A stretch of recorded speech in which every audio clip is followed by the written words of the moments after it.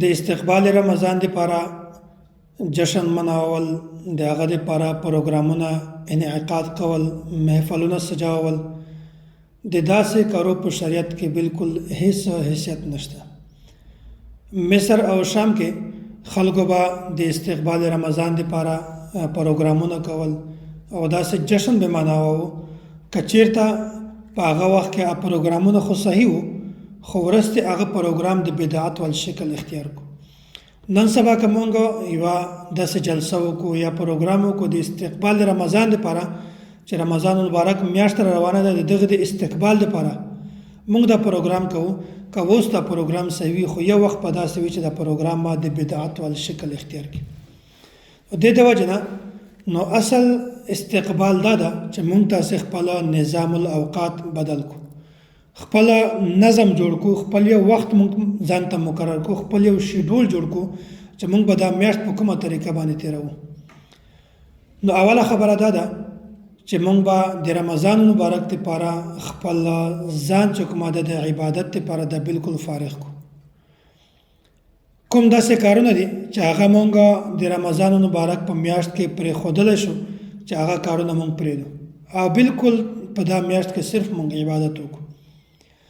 او کوم داسې کارونه دي چې هغه کارونه مونږ کمولی شو بیا هغه کارونه مونږ کم کو او په دې میاشت کې مونږ عبادت زیات وکړو. کوم داسې کارونه دي چې هغه مونږ کمولی نه شو یا پرېښودلی نه شو خو مونږ یې مؤخر کو چې دا میاشت مونږ عبادت کوو په بله میاشت کې مونږ دا کارونه کوو نو کارونه مونږ مؤخر کو. بیا به انشاءالله په داسې طریقه باندې چې کله مونږ نظام الاوقات جوړ کو بیا به د دغې میاشتې روحانیت او د دغې میاشتې انوارات او برکات به مونږ تاسو ټولو ته حاصلېږي. نو په دې میاشت کې اول شی دا ده چې مونږ کله د دې میاشتې استقبال کوو مونږ به اول دا کوو چې خپل د فرایضو او د واجباتو اهتمام وکړو. فرض منځونه یا واجب منځونه یا نور داسې چې کوم منځونه دي هغه مونږ اهتمام وکړو. حضرت ابو هریره رضی الله تعالی عنه نه دا مروي دي وایي ما نبی علیه الصلاة والسلام نه دا اورېدلي دي. رسول الله صلی الله علیه وسلم وفرمایل چې ای صحابه کرامو ما ته دا خبره بیان کړئ چې کوم یو سړی داسې وي چې د هغه د کور مخ ته یو نهر وي او دا سړی 15 وخته په دغه نهر کې لامبي غسل کوي ځان پاکوي آیا د دغه سړي په جسم باندې به ګندګي او داسې خری دا پاتې شي او که نه؟ صحابه کرام ورته چې نه. نو رسول الله صلی الله علیه وسلم ورته فرمایل چې دغه مثال د 15 منځو ده چې کوم سړی 15 وخت لمونځ کوي داسې سړی به بالکل ګناهونه هم نشي پاتې. الله تعالی د داسې سړی ټول ګناهونه ټول خطاګانې دا ختم کوي. نو که مونږ تاسې صرف لمونځ په صحیح طریقه وکړو نو بیا الله تعالی د مونږ تاسې ټولې خطاګانې دا معاف کوي.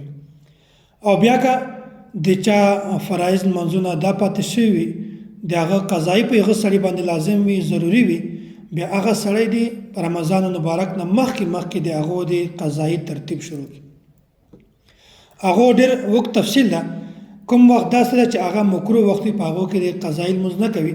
البته ماسپښین نه مخکې وروستې داسې ماښام ماسخوتن دا ټیمونه داسې دي اشراق نه بعد چاشت نه بعده چې په دې وخت کې سړی قضایي لمونځ کولی شي.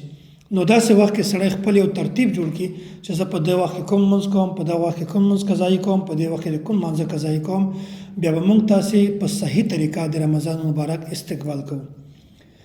او بله خبره دا ده چې مونږ په زړونو کې کومې غلطۍ دي کوم ګناهونه دي مونږ په هغه باندې د زړه نه توبه وباسو. مونږ سترګو سره کوم ګناه کړی ده بد نظریم کړې ده یا مونږ داسې غوږو سره کومه ګناه کړې ده تشه غلط شی دا مو اورېدلی ده یا مونږ ژبه سره ګناه کړې ده غلطې خبرې هم کړې دي چا غیبت هم کړی ده یا داسې مونږ لاسو سره غلط کار کړی وي پښو سره هم غلط کار کړی وي ګناه کار هم کړی وي مونږ به د دې میاشتې په راتلک نه مخکې د دې ټولو ګناهونه د الله تعالی معافي غواړو.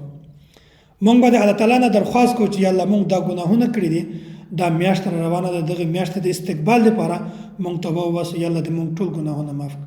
بیا په داسې طریقه باندې که مونږ چېرته د دې میاشتې استقبال وکړو بیا به مونږ ته د دغې میاشتې انوارات برکات روحانیت دا به ټول حاصلېږي. او که چېرته مونږ ځان د ګناهونو نه کو پاک مونږ د داسې فرایضو نه د یغو د ادایګي د یغو د قضا اهتمام نه وکړو بیا موږ په صحیح طریقه سره د دې میاشتې استقبال کله هم نشو کولی.